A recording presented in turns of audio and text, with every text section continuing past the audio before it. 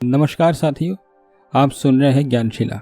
जैसा कि टाइटल देख करके आप लोगों ने अंदाजा लगा लिया होगा, आज ये वीडियो आचरण के ऊपर आधारित है। इसका संकलन कुछ कल्याण पत्रिका में से भी किया गया है। तो चलिए इसको शुरू करते हैं। साधकों से संबंधित चीजें। बहुत से ऐसे साधक हैं जो संतों को अपने पत्रों में बताए हैं कि उनके निर्देशानुसार जीवन जीने के बावजूद भी उचित लाभ नहीं होता है। ऐसा क्यों?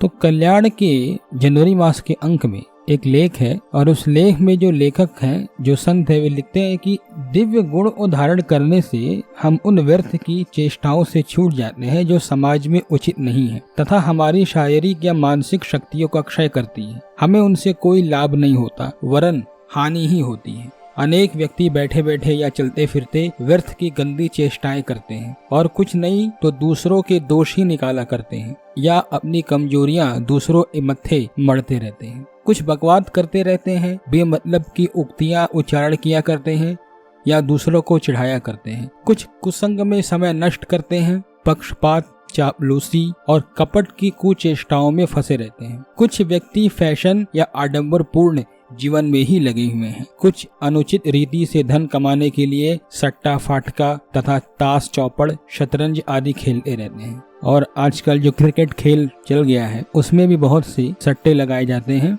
कुछ बड़े सट्टे जो पकड़ में आ जाते हैं उन पर कानूनी कार्यवाही होती है, लेकिन वैसी पकड़ में आने की संख्या कम है। और गंदे तथा व्यर्थ के साहित्य का अध्ययन करते हैं। कुछ नाना व्यसनों में पड़े हुए हैं।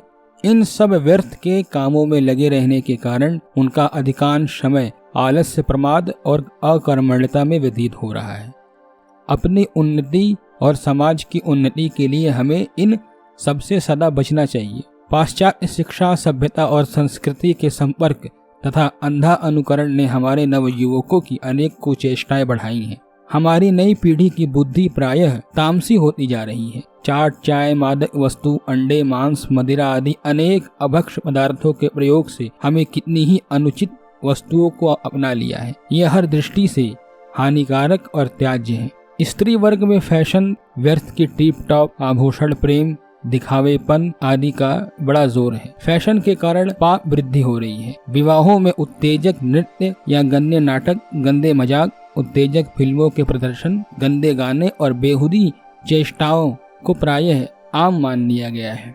ये सर्वथा त्याज्य है। दैवी गुणों की वृद्धि करने वालों को इनसे घृणा करनी चाहिए। हमारा अधिकांश समय इन्हीं तथा इस प्रकार की कुचेष्टाओं से एवं विलासिता की वस्तुओं में व्यय होता जा रहा है। यही श्रम, धन और समय इन जीवन उपयोगी उच्चतर कार्यों में व्यय कर सकते हैं। कुविचार कुचेष्टा का मूल है।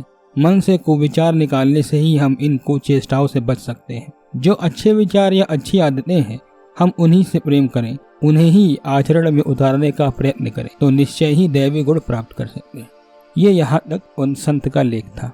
अब उन्होंने अपना नाम नहीं दिया है। बड़े ऊंची स्थिति के संत हैं, तो नाम नहीं दिया है तो उचित यही होगा कि हम भी उनका नाम न दें। ये उनकी बात थी। अब जो साधक है, जो इन बातों को सुने हैं यहाँ तक, उन्हें इस बात से सावधान और अपने साधना का निरीक्षण करना चाहिए कि उन्हें वास्तविक लाभ क्यों नहीं हो पा रहा है। जब भी हमें कोई रोग पकड़ लेता है तो जो डॉक्टर होते हैं वो इस तरह की सलाह देते हैं कि आप दवाइयों के साथ साथ कुछ प्रिकॉशंस बताते हैं, उनको भी रखिए। ऐसे ही साधना एक क्षेत्र में भी है। आप एक तरफ तो साधना करें, दूसरी तरफ कोई व्यर्थ की चेष्टाएं करते रहें।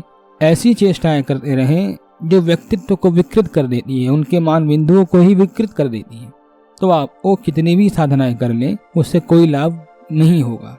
बल्कि यहाँ तक एक संत ने तो यहाँ तक लिखा था कि साधना अभी मत करें, पहले अपनी चेष्टाओं को ही सुधार ले। क्योंकि वो आदमी, वो साधक तो दूर रहा, वो एक अच्छा व्यक्ति ही नहीं बन सकता। पहली तो सीढ़ी उसकी वही है। तो हमें इन सब बातों का ध्यान रखना चाहिए। जो साधारण गृहस्थ है उन्हें तो रखना चाहिए, जो साधक है उन्हें तो और सावधान रहना चाहिए। धन्यवाद।